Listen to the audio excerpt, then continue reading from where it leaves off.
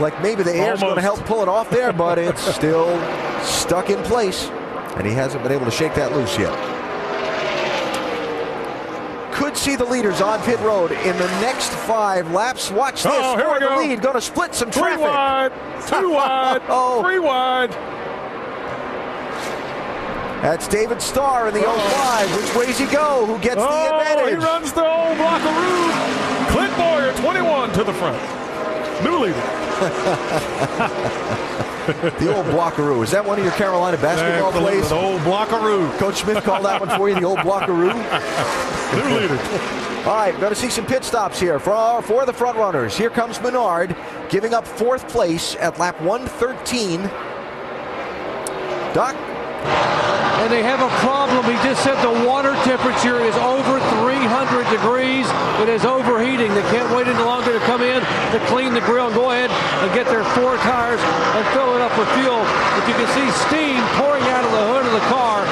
Obviously, the last 2 laps, the temperature has continued to rise. They'll do the pit stop first and then take a look at the grill as far as tape and debris. Left side tires going on, talking to him, making sure they get the tape off. And add some water in the car to keep it from blowing an engine. Tough break for what was a good run for Paul Menard. Yeah. Keep it going. Keep popping. Keep it popping. Clock is ticking, and he is quickly falling out of contention. Tough break for the 98. Again, he pitted from 4th place with that trash on the grill. So now we keep an eye on Clint Boyer and Kyle Busch to see when they're going to hit pit road. Remember, last time they were in was under the green flag at lap 55. Ray, what are you thinking about lap 117, 118, something like that? I mean, that's what it looks like we're calculating down here. Yeah, certainly it depends on the cautions, but it does seem to be that Kyle's car is dropping off, and I don't know whether that's a tire problem or he wants to make adjustment. I think you might see him jump in sooner than later because tires seem to be making a little bit of a difference here. All right, so those are our thoughts on what we're seeing here. Marty, DJ, Andy, what are you seeing when you're watching for pit stops? Well, a tough break for Paul Menard. You know, he had top 10 finishes in 5 of his last 6 races, and we get ready for these stops. I mean, Clint Boyer right now, the longer this run goes, the better his car seems to run. Yeah, I'll answer Alan. I think, Alan, I did the calculation too. It's lap 117 is what I had. That'll be the next lap. They may be able to go just a little farther than that, but not much.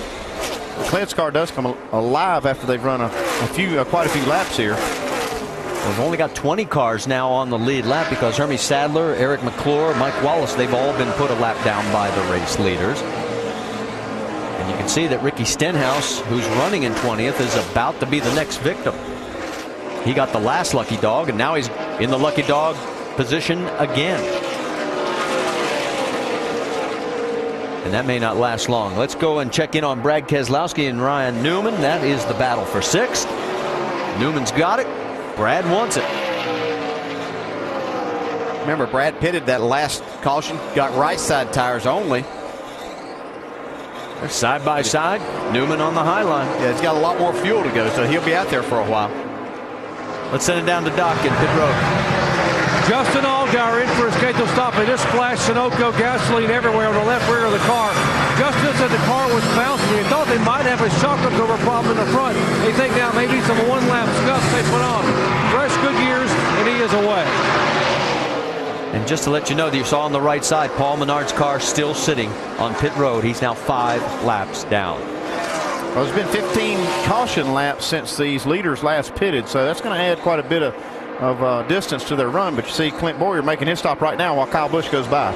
So he'll surrender the lead back to Kyle. It'll be our 9th lead change. And Clint Boyer. 4 tires, fill full of gas. You heard the call. Let's send it down to Doc again. Well, they're also going to put a round in the left rear for Clint Boyer. He was talking about the car was getting better and better. And Andy, you were right on. He said as the fuel burned off, the car got better and better with the track bar adjustment they had made before. So they're going to make another one here on this stop. Boyer is in. Logano is in right behind him on pit road for both the scheduled stops. Major chassis adjustment. Logano said his car was so loose they could not drive it on the bottom of the racetrack. Dave. Doc, Reed Sorensen was running in the 10th position. They put wedge on both sides of the car to try to raise up the back of the car. Said, I need rear grip if I'm going to go any faster. Everybody going back out on track except Paul Menard, still sitting there as they're trying to get that car back out. Here comes Jason Leffler. Dave, we'll send it your way. Marty, Jason Leffler have been running in the 12th position as we see Kyle Busch hitting pit road as well. For Leffler, a 4-tire change and slight air pressure adjustment. The car had been tightening over that run. Vince. Kyle Busch and Jason Radcliffe debating whether they should put a little wedge in the left rear or air pressure out of the right rear. They decided to go with a half-pound out of the right rear. He says it's just a little too loose. The back end is a little too lively for him. They want to snug it up just a hair. 14.4, another good stop. So Kyle goes back out onto the track. We can tell you that Paul Menard is also back out on the track. He is 8 laps down. Race leader right now is shown as that man right there, Martin Truex, 2.2 seconds over Ryan Newman, with Brad Keselowski, Carl Edwards, and Kevin Harvick rounding out the top 5. And there's Rudeman right behind Logano. Those guys are duking it out. Mike Wallace is also in that mix. We should tell you Logano is 1 lap down in 19th spot because of the cycling through of the pit stops. Mike Wallace in 20th, 1 lap down. Looks like Ryan Newman is he's in now. I was going to say he's the last one of those leaders. Jamie?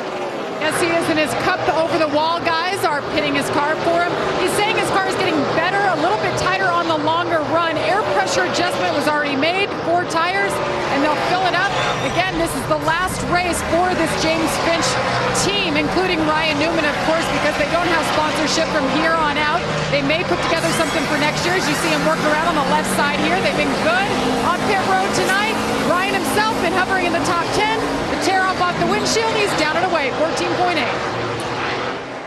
And on the right side of your screen, Martin Truex now leads Brad Keselowski by 3.4 seconds. And again, we're out of sequence on a number of these cars because of the quick set of cautions we had earlier. And Ryan was the last one of the leaders that had to make a stop there. The rest of this group where it recycled now is Martin Truex. He's probably got about 20 so laps that he can run before he has to make a pit stop.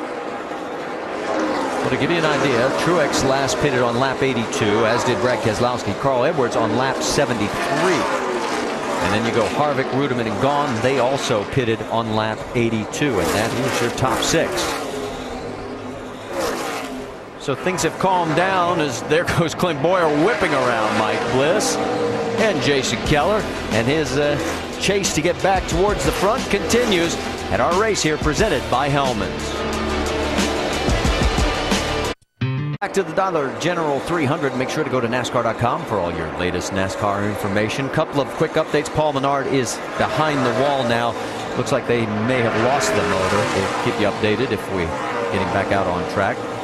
Right now, Martin Truex Jr. is running very well and 4.1 seconds over Brad Keselowski. This is a battle for 10th, and these guys are 1 lap down. That's right, only 9 cars on the lead lap. Kyle Busch is leading Clint Boyer. We have a number of cars out of sequence right now. And if a caution came out, well, Kyle would get the lucky dog. Everybody else would be sort of stuck. Well, they probably have a lot of guys taking away around. Yeah. It'd be the only thing that they could do at this stage. And it looks like Carl Edwards' team, they were talking about, we heard during the break, that they might try and push it a little bit farther, a couple more laps. They think they could make it with 1 more stop. Yeah, it looks like the way they were talking, they could make it to like 64 laps to go. Felt like they might be able to make it from there. So if the race goes green, they'll be sitting pretty. Martin Truex Jr. Let's get an update from Dave Burns. Imagine that. Martin leading now after the car was hitting the track so bad earlier. He's radioed to his crew that now it's pretty neutral. It's just slippery. Crew Chief Mike Ricci wants to go back on some air pressure adjustments they had made. They're planning on pitting around lap 140 or so. It's hard to give up the lead, Marty, when you're out there. Well, his last Nationwide Series win was Talladega back in April of '06. His last start here was May of that same year. He's had 3 top 10s here in 6 starts. We can tell you Brendan Gaughan has completed his service, is heading back out onto the track. A lot of cars out of sequence on the pit stops. Eric Almirola's in, Vince. Yeah, they've been fighting loose, and he says it's just still too loose to go fast. You got to tighten me up some. He said, I can go faster, Pop, but I